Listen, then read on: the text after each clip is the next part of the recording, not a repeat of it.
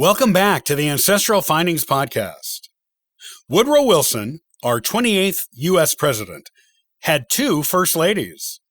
His first, Ellen Axson, died his second year in office. He remarried to Edith Bolling near the end of his third year in office. Here are the stories of these two incredible women who were both so fiercely devoted to their husband.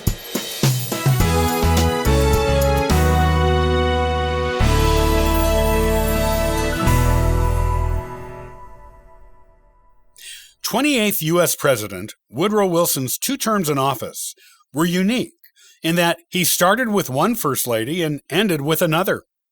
His first wife, Ellen Axson, died during his second year in office. The following year, Wilson married again to Edith Bolling, who served as First Lady for the rest of Wilson's time in the White House. Here are the stories of these two remarkable women who Wilson loved. Ellen Axson was born on May 15, 1860, in Savannah, Georgia. Her family was slave owners, and her father was a Presbyterian minister. She was the daughter of Samuel Axson and Margaret Hoyt.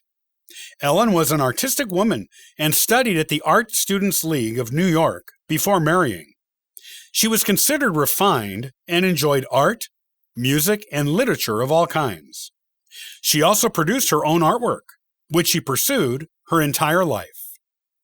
Edith's family moved to Rome, Georgia, early in her childhood, and it was there in April of 1883 that she met Woodrow Wilson, who had come to town to visit his cousin on business. They began courting and became engaged a few months later, but put off the wedding so Woodrow could pursue his postgraduate studies and Ellen could care for her widowed father, who was suffering from depression. Ellen's father was eventually hospitalized for depression, and he killed himself while in the hospital for treatment. After this, Ellen went to New York to study art, where she specialized in portrait art and received a medal for one of her paintings from the Paris International Exposition. Upon graduating, she returned to Georgia, where she and Woodrow married at her grandparents' house on June 24, 1885. They honeymooned in Waynesville, North Carolina. Later that same year, Woodrow was offered a teaching position at Bryn Mawr in Pennsylvania. He and Ellen moved there, bringing Ellen's younger brother with them. Ellen and Woodrow had 3 daughters together, and Ellen, ever the Southerner, insisted her children not be born up north as Yankees. So she went to Gainesville, Georgia, to stay with relatives for the births of her first 2 daughters. Her third daughter, however, was born in Connecticut while Woodrow was teaching there at Wesleyan. Woodrow went on to teach at Princeton and was then elected U.S. President. He and Ellen preferred to not have an inaugural ball, and the social affairs Ellen hosted as First Lady were simple but tasteful and refined. She had a painting studio set up on the 3rd floor of the White House, where she took refuge from social responsibilities and donated much of her portrait work to charity. She also arranged White House weddings for 2 of her daughters during her time as First Lady. The year after Woodrow took office, Ellen died at age 54 of Bright's disease, kidney disease, as it was called back then. She asked her doctor to tell Woodrow after she passed that she hoped for him to remarry. Reportedly, her last words were, "Take good care of my husband." She died August 6, 1914, and was buried with her family at Myrtle Hill Cemetery in Rome, Georgia. Woodrow's next wife, Edith Bolling, was born on October 15, 1872, in Wytheville, Virginia. Her parents were William Bolling, a judge, and Sarah White, and Edith was the 7th of 11 children born to the couple, 9 of whom lived past childhood. Edith had an impressive pedigree, with her great-grandmother being Thomas Jefferson's sister and also being a direct descendant of Pocahontas, through Pocahontas's granddaughter, Jane Rolfe, who married Robert Bolling. The Bolling family claimed to have been quite wealthy before the Civil War, but lost most of their wealth during Reconstruction. They always believed their slaves were content working on the Bolling plantation and had no desire for freedom. After the war, Edith's father took up law to support his huge household, which included 9 living children, a wife, both of Edith's grandmothers, and a large contingent of aunts and cousins, all of whom lived in the same house, and most of whom had lost their husbands during the Civil War. While Edith's sisters attended the local school, Edith was tutored at home by a private tutor and also by her grandmother Bolling, who was confined to bed by a spinal cord injury. Edith was tasked with taking care of her grandmother and her grandmother's 26 pet canaries, and in return, her grandmother taught her how to read, write, speak Creole, crochet, knit, embroider, and more. She also instilled a love of poetry and music in young Edith. Edith attended boarding school twice, once for a semester when she was 15, but she hated it and came home, and again for a year when she was 17. But the school closed at the end of the school year when the headmaster had an accident and lost a leg. Edith's father refused to pay for any more schooling for Edith and sent her 3 brothers to college instead. Edith married Norman Galt, a prominent Washington, D.C. jeweler in 1896. They were married 12 years and had 1 son who lived a few days. His difficult birth left Edith unable to conceive more children.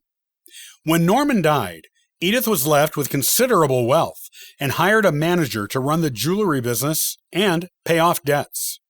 She bought herself a car and became one of the first women in her area to drive, and also took many trips to Europe.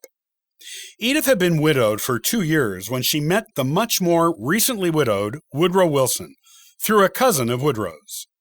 Woodrow and Edith took to each other right away, but the swiftness with which Woodrow found love again after losing Ellen caused rumors. Woodrow was accused of cheating on Ellen while she was still alive, and Woodrow and Edith were both accused of murdering Ellen together.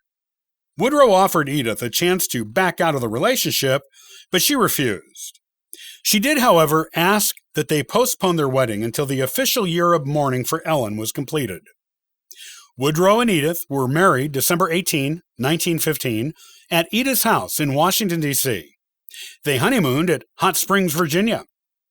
While Edith was well qualified to be First Lady, the U.S.'s entrance into World War I made most social events a luxury not even the president and his wife could afford.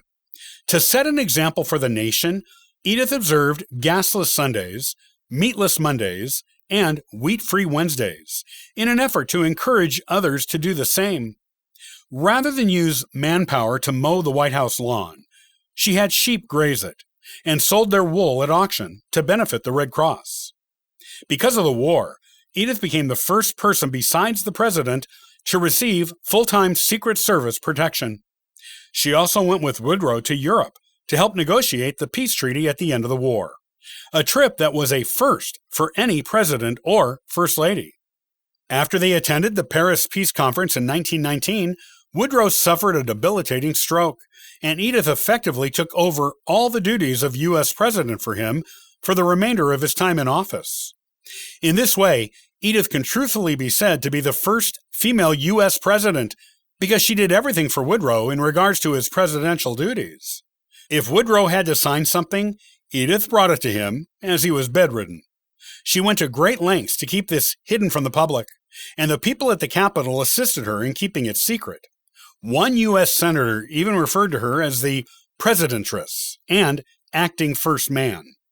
After leaving the White House, the Wilsons returned to their home in Washington, D.C., where Edith cared for Woodrow until his death 3 years later. She served as the director of the Woodrow Wilson Foundation, accompanied Franklin Roosevelt to Congress when he went to ask them for a declaration of war to enter World War II, and was at President John Kennedy's inauguration. She died December 28, 1961, of congestive heart failure at age 89, and was buried next to Woodrow at the Washington Cathedral.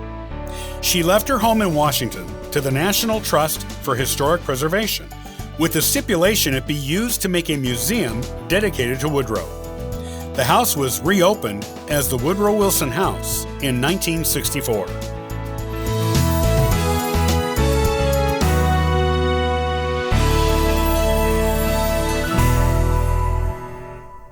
Thanks so much for listening and subscribing to the Ancestral Findings podcast. Hey, be sure to visit ancestralfindings.com to download a free genealogy ebook, request a free genealogy lookup, and sign up for the weekly historical postcard giveaway. Okay, I hope you have a wonderful day, and happy searching!